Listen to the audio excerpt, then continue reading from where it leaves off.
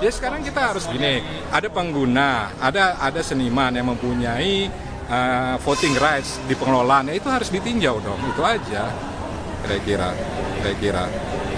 Jadi ini tidak bisa memang dibicarakan sepihak atau terikatan yang lain, harus ada tinjauan bahwa keterlibatan seniman sejauh apa gitu. Borok-borok Anies lagi-lagi dibongkar Heru Budi akibat bersekongkol dengan dua perusahaan revitalisasi TIM warisan Anies. Jakpro bakal dievaluasi. Motiar. Ya, bukan cuma itu ya. Penugasan kepada PT Jakpro oleh Anies untuk mengelola JIS, TIM, Taman Ismail Marzuki, pengelolaan aset-aset Pemprov di Pulau Reklamasi misalnya, yang keseluruhannya berkaitan dengan pengamanan dan pengelolaan aset daerah perlu mendapat perhatian yang serius. Karena potensi bocornya lumayan coy. Banyak sekali masalah yang ditinggalkan Anies Baswedan di Jakarta. Itu belum nama-nama jalan yang dengan seenaknya dia ganti tanpa peduli keruwetan warganya yang harus mengganti KTP sampai kartu keluarga. Tapi Anies Baswedan mana peduli. Penjabat Gubernur atau PJ Gubernur DKI Jakarta, Heru Budi Hartono, bereaksi soal BUMD PT Jakarta Propertindo atau Jakpro yang terbukti melakukan kong-kali-kong dalam proses tender proyek revitalisasi Taman Ismail Marzuki atau TIM tahap 3. Adapun proyek revitalisasi TIM tersebut dijalankan di era kepemimpinan Gubernur DKI Jakarta Anies Baswedan. Heru pun menyebut masalah Jakpro ini bakal dibahas lebih lanjut di internal Pemprov DKI Jakarta ketika perusahaan itu terbukti bersalah dalam perkara nomor 17 garing KPPU strip L garing 2022 tentang dugaan pelanggaran pasal 22 Undang-Undang nomor 5 tahun 1999 terkait pengadaan pekerjaan proyek revitalisasi Pusat Kesenian Jakarta Taman Ismail Marzuki atau TIM tahap 3. Orang nomor 1 di DKI Jakarta ini pun mengaku bakal memanggil jajaran direksi Jakpro terkait kasus revitalisasi TIM ini. Evaluasi menyeluruh pun bakal dilakukan guna memastikan tak ada lagi kasus persekongkolan seperti itu di kemudian hari. Satu persatu kebusukan dari pengelolaan proyek mantan Gubernur DKI Jakarta Anies Baswedan akan segera terbongkar. Karena permainan secantik apapun dalam menutupi kejahatan proyek-proyek pada era Anies Baswedan tidak akan selamanya bertahan. Pasalnya, tidak ada sesuatu yang sempurna. Dan sekarang 3 perusahaan telah dinyatakan bersalah dalam tender revitalisasi Taman Ismail Marzuki atau TIM, pembangunan sirkuit Formula E dan Stadion Jakarta International Stadium atau JIS akan menyusul. Bahkan, pegiat media sosial Rudy Valingka meminta penjabat atau PJ Gubernur DKI Jakarta Heru Budi Hartono melakukan forensik audit manajemen PT Jakarta Propertindo atau Jakpro. Pasalnya, menurut Rudy Valingka, Jakpro yang merupakan salah satu perusahaan BUMD mempunyai banyak hutang kasus seperti Formula E hingga revitalisasi Taman Ismail Marzuki atau TIM. Sebelumnya, Komisi Pengawas Persaingan Usaha KPPU memutuskan PT Jakarta Propertindo atau Jakpro terbukti bersalah dalam kasus persekongkolan proyek revitalisasi Taman Ismail Marzuki atau TIM tahap 3 yang dilakukan di era Gubernur DKI Jakarta Anies Baswedan. Badan Usaha Milik Daerah atau BUMD itu terbukti bersekongkol dengan 2 perusahaan lain, yaitu PT Pembangunan Perumahan atau Persero dan PT Jaya Konstruksi Manggala Pertama Tbk. Ketiga perusahaan ini pun diputus KPPU bersalah atas tudingan melakukan praktek monopoli dan persaingan usaha yang tidak sehat. Atas pelanggaran tersebut, PT Pembangunan Perumahan dijatuhi denda 16,8 miliar rupiah dan denda 11,2 miliar rupiah diberikan kepada PT Jaya Konstruksi Manggala Pratama. Sedangkan PT Jakpro tidak dikenakan denda dan hanya diminta melakukan tindakan diskriminatif dan atau segala bentuk persekongkolan untuk mengatur atau menentukan pemenang tender di masa yang akan datang. Majelis Komisi pun memerintahkan ketiga perusahaan itu untuk melaksanakan putusan selambat-lambatnya 30 hari sejak putusan berkekuatan hukum tetap atau inkrah.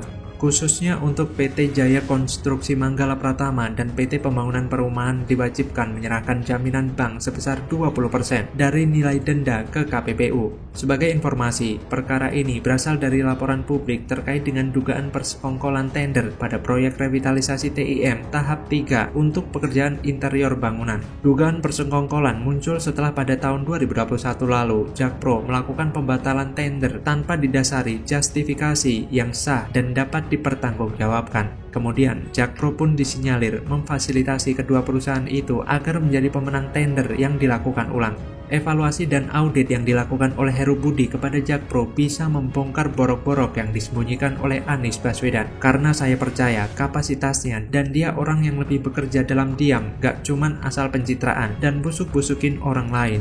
Biarlah menghancurkan karakter politisi busuk kerjaannya kita saja. Biarkan Pak Heru Budi Hartono membersihkan DKI Jakarta. Lantas bagaimana kalau menurut Anda? Nah, dari cerita ini kemudian Pak Jokowi mengklarifikasi bahwa saya bukan Pak Lurah, saya adalah Presiden Republik Indonesia. Dan klarifikasi ini disampaikan secara santai, tapi kemudian nampaknya juga sangat-sangat jelas dan lugas sekali gitu. Meskipun setahu saya dalam sejarahnya itu dulu itu kerap digunakan oleh loyalis Anas Urbaningrum. Karena bagi Anas gitu ya, SBY itu adalah lurah, bukan presiden. Lurah Cikeas gitu ya, Lurah Hambalang dan sebagainya gitu ya. Demokrat kepanasan, sindir Jokowi soal pidato Pak Lurah, dinilai cuma lip service, gini amat ngebet jadi penguasa. Ditulis oleh tim redaksi jurnal, dikutip dari berbagai sumber.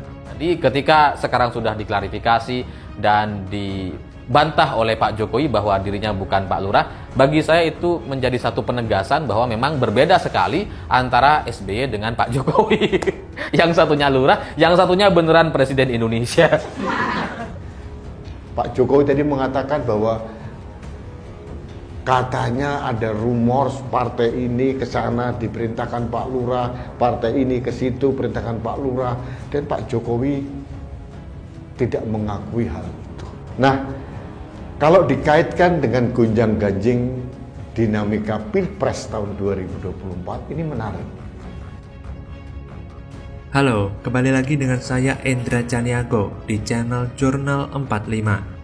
Wakil Ketua Umum Partai Demokrat Benny Kaharman mengaku sempat berharap ke Presiden Jokowi alias Joko Widodo untuk memberikan klarifikasi soal dugaan cawe-cawe pencapresan pemilihan umum atau pemilu 2024 saat memberikan pidato kenegaraan pada sidang tahunan MPR, DPR, DPD RI. Benny menilai bahwa Jokowi ikut mendikte pimpinan parpol agar mendukung capres dan cawapres yang di-endorse-nya. Benny menyayangkan pidato Jokowi mengenai politik hanya menyinggung soal foto yang digunakan oleh sejumlah kandidat bakal calon presiden atau baca pres. Benny menilai pernyataan tersebut bersifat kontradiktif sebab menurut Benny yang memanfaatkan foto Jokowi itu terpasang di daerah-daerah Jawa Tengah atau Jateng.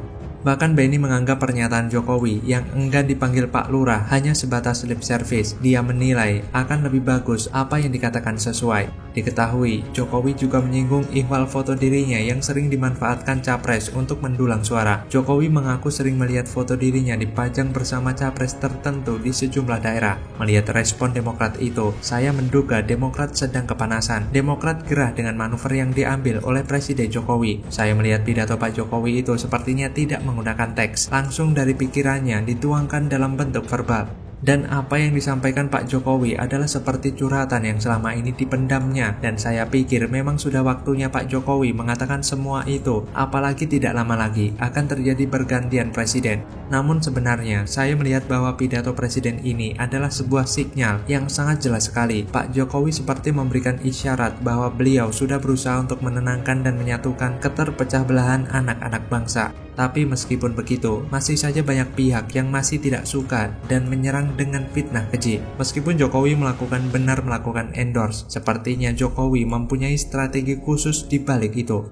Jokowi sepertinya ingin memberikan referensi kepada masyarakat untuk Pilpres nanti, sehingga siapapun tokoh yang di-endorse Jokowi dan jadi presiden bisa memimpin negeri ini dengan lebih baik lagi. Kedua, Jokowi mungkin ingin mencairkan suasana menjelang pemilu yang terasa agak memanas dengan candaan-candaan politik. Tetapi ternyata candaan politik ini malah menambah suasana lebih ramai dan membuat Demokrat panas dan menyerang Jokowi.